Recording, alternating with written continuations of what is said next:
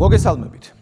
დღეს ევროკავშირი და ბრიუსელის ბიუროკრატია ყველაფერს აკეთებენ იმისთვის, რომ იბრძოლონ ევროპული იდენტობის წინააღმდეგ და ყველაფერი, რაც ჩვენი საზოგადოებრივი მახსოვრობის მიხედვით ევროპულთან ასოცირდება, წარსულს ჩაბარდეს. ევროპა საუკუნეების განმავლობაში ასოცირდებოდა ქრისტიანულ ცივილიზაციასთან. დღეს კი Deep State-ის, ანუ არაფორმალური ოლიგარქიული მმართველობის დაკვეთა არის სწორედ ქრისტიანულ ცივილიზაციასთან ბრძოლა და ევროპული ღირებულებების გაქრობა, ან გნებავთ ევროპის ქრისტიანობისგან გამიჯვნა. ეკლესიას როგორც ინსტიტუტს შეიძლება სხვა ქვეყნებშიც ჰქონდეს სირთულეები. ორგანიზაციული და ტექნიკური სახის სირთულეებში არც გასაკვირი არამე და არც დასაძრახი. ასეთი ფაქტები ყოფილა და ალბათ კიდევ იქნება. მაგრამ ერთია ის სირთულე, რაც ეკლესიას როგორც ინსტიტუტს შეიძლება მოუტანოს დრომ და სხვადასხვა პერიოდის გამოწვევებმა და მეორე არის ის, რასაც ევროკავშირის ქვეყნებსა და მთლიანად დასავლეთში ვხედავთ.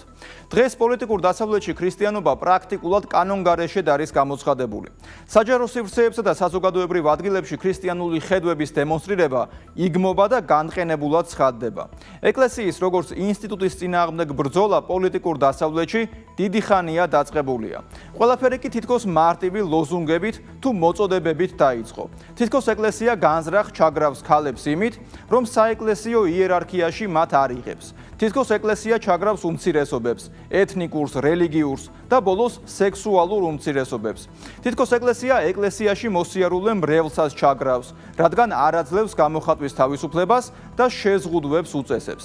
დღევანდელი გლობალისტური და ნეოლიბერალური იდეებით გაბრუებული ახალგაზრდებისთვის ეს რეპლიკები უკვე არგუმენტია და შემდეგ იწყება საზოგადოებრივი კრიტიკა თუ განხილვა იმაზე, თუ რატომ არ შეიძლება ქალი იყოს ეპისკოპოსი ან დაიკავოს სასულიერო იერარქიაში ადგილი. ეს ნასროლი ფრაზა სრულიად საკმარისია რადიკალური ნეოლიბერალური და ფემინისტური ჯგუფებისთვის საიმისოდ, რომ ლამის დემონსტრაციები გამართონ და ბრძოლა გამოაცხადონ ქალების უფლებებისთვის ეკლესიაში. მაგრამ როცა ხედავენ, რომ მაგალითად ქალების სპორტში მამაკაცი იღებს მონაწილეობას ქალის სახელით და ყველა დანარჩენ პროფესიონალ ქალ სპორტსმენს ჩაგრავს, ხმასაც არ იღებენ. ეს ორმაგი სტანდარტი თვალსაჩინოებისთვის მოვიყვანეთ. დავუბრუნდეთ წლების წინ გახსნილ ოვერტონის ფანჯარას იმაზე, თუ რატომ არ აქვს ქალს უფლება იყოს ეპისკოპოსი. ამ მხრივ ევროპულმა ქვეყნებმა სერიოზული უკუსვლა განიცადეს და შედეგებიც სახეზეა. 3 ოქტომბერს ისტორიაში პირველად ანგლიკანური ეკლესიის ხელმძღვანელი ქალი გახდა. 63 წლის სარა მალალი კენტერბერის მთავარ ეპისკოპოსად დაინიშნა. საინტერესო დეტალია, რომ მალალიმ გადაწყვეტილებას, რომელიც მღვდლებს საბოლოოდ აძლევდა ერთნაირსქესიანი წყვილების კურთხევის უფლებას 2023 წელს, ეკლესიისთვის იმედის მომენტად შეაფასა. არ გასულა 3 ოქტომბრიდან რამდენიმე კვირა და აღმოჩნდა, რომ კენტერბერის კათედრალში ვანდალიზმის ფაქტები გამოვლინდა. დაახლოებით ისეთი, როგორიც ბოლშევიკური პერიოდის დროს ქართულ და არა მხოლოდ ქართულ მართლმადიდებლურ ტაძრებში ხდებოდა. მინაწერები ტაძრის კედლებსა და სვეტებზე. ბედისა და დიდი ბრიტანეთისადმი ირონიით, განსხვავება ამ ვანდალიზმს შორის მხოლოდ ის არის, რომ ბოლშევიკების დროს ეკლესია ოფიციალურად იყო კანონგარეშედ გამოცხადებული და ამიტომაც ხდებოდა ტაძრების დამახინჯება. ამის საზოგადოებაში ეკლესიას როგორც ინსტიტუტს პატივისცემა უნდა დაკარგოდა და მისი მნიშვნელობის ნიველირება მომხდარიყო. ბრიტანეთში კი უფრო მზაკვრულ გეგმას მიაკლიეს ზუსტად იმავე მიზნისთვის. ოფიციალურად ეკლესიას კანონგარეშედ არავინ არ აცხადებს, მაგრამ ისეთ ნაბიჯებს დგამენ, რაც ეკლესიის ინსტიტუტს სრულად დაუკარგავს პატივისცემას საზოგადოებაში. წარმოიდგინეთ, რომ ქვეყნის მთავარ კათედრალში შესულებს თვალწინ ხვდებათ კედლებსა და სვეტებზე გაკეთებული გრაფიტი.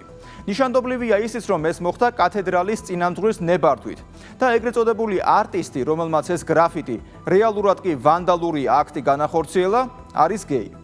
აქ ყველაფერი ძალიან მარტივია და ბრიტანეთისთვის აბსოლუტურად გასაგები. ბოლოს და ბოლოს ჯორჯ ორველის ბრიტანელი იყო და ალბათ ყველაზე კარგად მას აქვს აღწერილი და ნაჩვენები, თუ როგორ შეიძლება ერთი მხრივ მხოლოდ დადებითზე საუბრობდეს ადამიანი და მეორე მხრივ ყველაფერს საწინააღმდეგოს აკეთებდეს. დასავლეთში ეკლესიის ინსტიტუტის წინააღმდეგ ბრძოლის შესახებ ნახეთ გიორგი მდივანის სიუჟეტი. Deep State-ის მორიგი შეტევა ეკლესიაზე და ქრისტიანობაზე.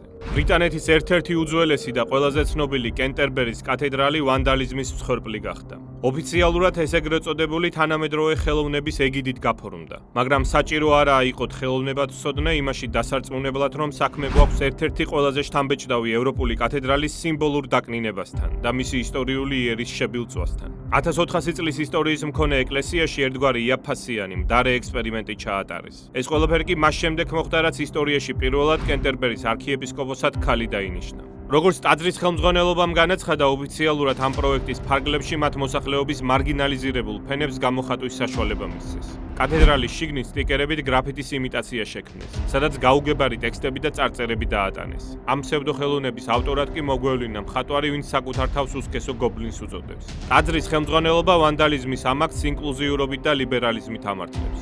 შეერთებული შტატების ვიცე-პრეზიდენტმა ჯეი-დი ვენსმა და ბიზნესმენმა ილონ მასკმა სასტიკად დაგმეს ბრიტანეთის ტაძარში ჩატარებული ექსპერიმენტი. ჩემთვის უცნაურია, რომ ეს ადამიანები ვერ ხედავენ ირონიას, რომ ხდება მარგინალიზებული თემების პატივისცემა და ლამაზი ისტორიული შენობის დაუშნოება.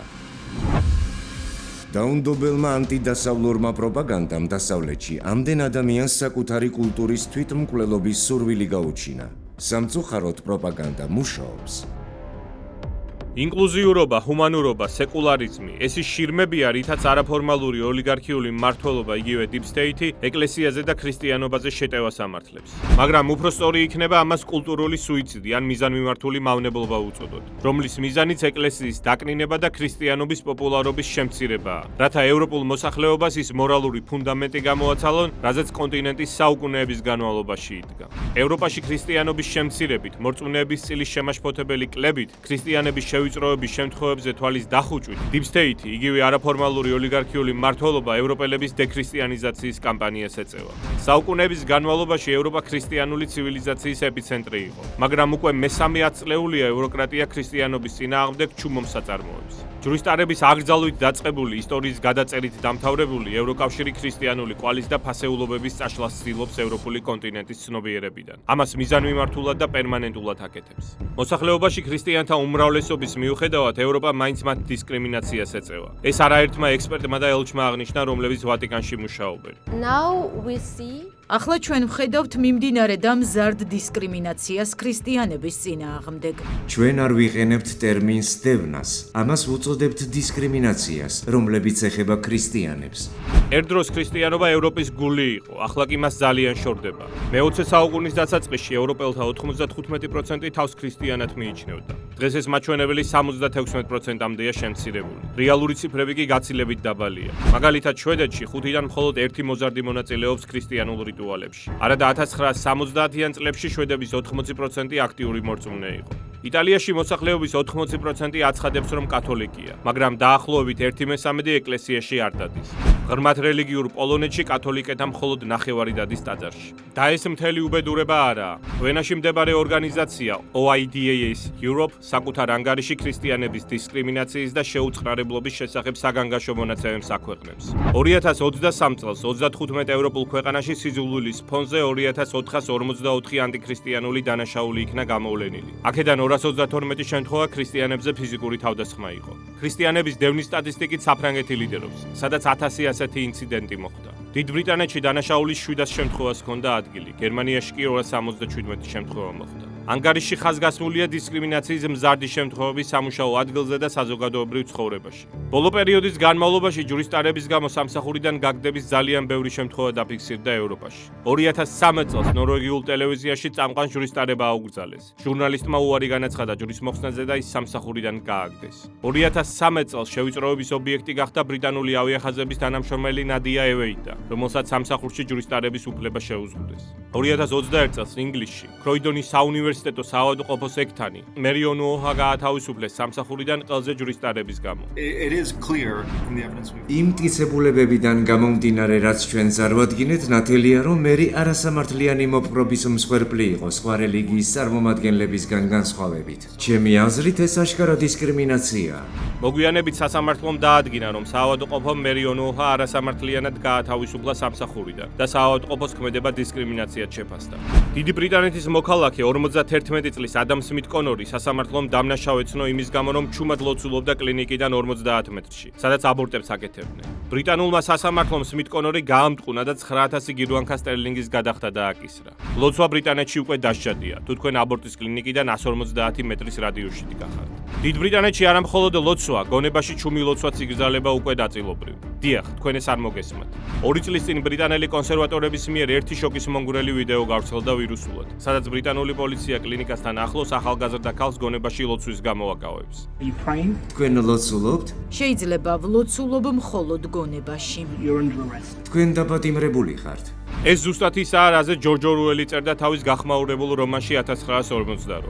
სწორედ ორუელის ამ საწინასწარმეტყველო წიგნში ხვდება პირველად ცნება, რასაც აზროვნების დანაშაული, ანუ ფიქრის დანაშაული ქვია. რითაც ის ტოტალიტარული სისტემის საფრთხეებზე ამახვილებდა ყურადღებას. თუ ეს ნაწარმოები ადრე დისტოპიის ჟანრს მიეკუთვნებოდა, არაფორმალურმა ოლიგარქიულმა მმართველობამ ეს ევროპულ რეალობად აქცია. დიდი ისტორიის მქონე ეკლესიები კონტინენტზე ხშირად აბსოლუტურად უპატრონოდ და მიტოვებული გამოიყურება. გლობალური deep state-ის, ანუ არაფორმალური ოლიგარქიული მმართველობის მიერ სრულად დამორჩილებულ ევროკავშირში უძველესი ქრისტიანული ეკლესიების დახურვა, მათი გადაკეთება ბარებად, კლუბებად და გასართობ ადგილებად უკვე ნორმად იქცა.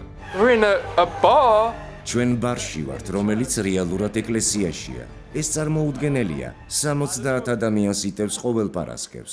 გერმანიაში ბოლო 10 წლეულების განმავლობაში 400-ზე მეტი კათოლიკური და 100-ზე მეტი პროტესტანტული ეკლესია დაიხურა. ნიდერლანდებში 250-მდე ეკლესია დაიხურა ბოლო 10 წლეულის განმავლობაში. ძალიან საგანგაშო მდგომარეობა ამ მხრივ დიდ ბრიტანეთში, სადაც 1960 წლის შემდეგ 10000-მდე ეკლესია დაიხურა. დიახ, 10000-მდე. კიდევ ერთი გავრცელებული პრაქტიკა, რაც თანსდევს ევროპის დექრისტიანიზაციის პროცესს, ყოფილი ეკლესიების მეჩეთებად გადაქცევაა. ეს პეკამის მეჩეთია ლონდონში. 1960-იან წლებამდე იქ წმინდა მარკოზის სახელობის ეკლესია იყო. ეს ამსტერდამში მდებარე ფატიჰის მეჩეთია, რაც მე-20 საუკუნის დიდი ხნის მანძილზე ასევე ეკლესია იყო. და ასეთი მაგალითები მთელი ევროპის ტერიტორიაზე ძალიან ბევრია. როდესაც ევროკავშირის კონსტიტუციას იღებდნენ, ევროკრატები სრული სერიოზულობით მსჯელობდნენ, უნდა ყოფილიყო თუ არა ევროპის მთავარ იურიდიულ დოკუმენტში სიტყვა ღმერთი. მაშინ deep state-ის ევროპელმა მარიონეტებმა გადაწყვიტეს, რომ ევროკავშირის კონსტიტუციაში ღმერთის ადგილი არ იყო. ევრობიუროკრატია მის მიერ მიღებული კანონებით, ქრისტიანოფობიის წახალისებით ევროპის სულიერი დაცემის ერთ-ერთი მთავარი შემოქმედია. ევროკომისია მისი ოფიციალური პირებისთვის დააგზავნა შიდა გაიდლაინი ინკლუზიური ენის გამოყენებაზე. იქ მკაფიოდ წერია, რომ ხმარებიდან უნდა ამოიღონ სიტყვა შობა და მის ნაცვლად გამოიყენონ სადღესასწაულო პერიოდი. ასევე არ უნდა გამოიყენონ ნათლობის სახელები და დასავლური სახელები. ევროკავშირი ევროპული ქრისტიანული ფესვებისადმი მტრულად არის განწყობილი. ეშინია ამის. ეს დასავლური კულტურის ტოტალური ტრაგედიაა. თაობები იზრდებიან ისე, რომ არც კი იციან თუ რა არის ქრისტიანობა.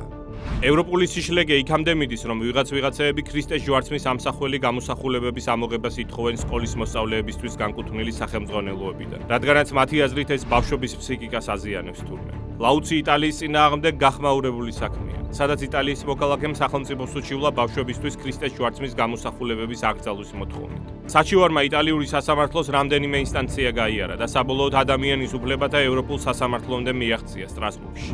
როგორც იქ დაასკვნეს, ქრისტეს ჯვარცმის გამოსახულება ბავშვების უფლებებს არ არღვევს, მაგრამ ის ფაქტი, რომ ეს მარტივი ჭეშმარიტება რამდენიმე წლიანი განხილვის საგანი გახდა, უკვე ბევრ რაღაცაზე მეტყველებს. ამიტომაც აღარ უნდა გაგვიკვირდეს, თუ ერთ მშვენიერ დღეს რაიმე მსგავს შეზღუდვას ოფიციალურად დააწესებენ. The trajectory is very clear. ტრაექტორია საკმაოდ ნათელია. 30 წლამდე ბრიტანელების 70-75% ამბობს, რომ მათ რელიგია არ აქვთ. თეოლოგი სტივენ ბოლივანი მიიჩნევს, რომ ევროპის ქრისტიანობისგან დაშორების პროცესი აჩქარებულია. People often ask me, ხალხი ხშირად მეკითხება, განსაკუთრებით კათოლიკურ ეკლესიებში, თუ რისი გაკეთებაა შესაძლებელი ხალხის უკანმოსაბრუნებლად. ნახევრად სერიოზულობით პასუხობ ხოლმე, რომ დროის მანქანის ტექნოლოგიებში ინვესტიცია თუ გვიშველის. მსგავს სამწუხაროდ დასკვნას ბევრი თეოლოგი აკეთებს. ქრისტიანობა ევროპაში კვდება, deep state-ის მიერ მართული ევროკავშირის ინსტიტუტები კი ამ პროცესის დაჩქარებას ცდილობენ, ფსევდოლიბერალიზმის და ინდივიდუალური თავისუფლების ბრენდინგით. საგანგაშო შედეგების ხილვა კი ჩვენს მაყურებელს საკუთარი თვალით შეუძლია ევროპულ ქალაქებში, სადაც ეკლესიები დაცარიელებულია და ულამაზეს კათედრალებს ტურისტული დანიშნულების ფუნქცია აღაშერჩა მხოლოდ. არაფორმალური ოლიგარქიული მმართველობა იგივე deep state-ით ცდილობს ევროპას სულიერი შემადგენლისგან დაცალოს, მისი დნმ-ი შეცვალოს, რათა უფრო მარტივად თავისუფლად მართოს 400 მილიონიანი კონტინენტი. ის აქტიურად აფინანსებს LGBT პროპაგანდას, ფემინიზმს, სხვა რელიგიებს, მაგრამ როდესაც საქმე ქრისტიანობას და ქრისტიანებს ეხება, მის მაქსიმალურ შევიწროებას ახდენს. ქრისტიანობა ევროპის ბოლო ბასტიონია, რაც Deep State-ს მის სრულ დამორჩილებაში ხელს უშლის. ცნობილი ამერიკელი კონსერვატორი და საზოგადო მოღვაწე პატრიკ ბიუკენენი თავის ცნობილ ნაშრომში დასავლეთის სიკვდილი დამაფიქრებელ და ფილოსოფიურ კითხვას სვამს, რაზეც ევროპელებმა უნდა გასცენ პასუხი იქამდე, სანამ ჯერ კიდევ მდგომარეობის გამოსწორება და ჭეშმარიტი ევროპული ფასეულობებისკენ დაბრუნება შესაძლებელია. ირონიის ირონია. დღესდღეობით დაბერებული მომაკვდავი ქრისტიანული დასავლეთი მესამე სამყაროს და ისლამურ ქვეყნებზე წნეხს ახორციელებს, რომ მათ კონტრაცეპტივები, აბორტები და სტერილიზაცია გამოიყენონ, როგორც ეს დასავლეთმა ქნა. მაგრამ რა შეჭირდებათ მათ ჩვენთან თვითმკვლელი კავშირის გაფორმება, თუ მათ შეუძლიათ ჩვენი წასვლის შემდეგ მემკვიდრეობით დედამიწა მიიღონ. დღეს ევროკავშირი სრულად იმართება Deep State-ის, ანუ არაფორმალური ოლიგარქიული მმართველობის მიერ. და თუ ცენტრალური და აღმოსავლეთ ევროპა ჯერ კიდევ ცდილობს იდენტობისთვის ბრძოლასა და მის შენარჩუნებას, დასავლეთ ევროპა უკვე სახელმწიფო დონეზე იბრძვის ევროპული იდენტობის წინააღმდეგ. აქ კი ეკლესიის ინსტიტუტის წინააღმდეგ ბრძოლა მათთვის არსებითია. მე იოანე შაიშმელაშვილი ვარ. კვირაში 4 ჯერ 21 საათსა და 15 წუთზე. უყურეთ ევროკრატიას.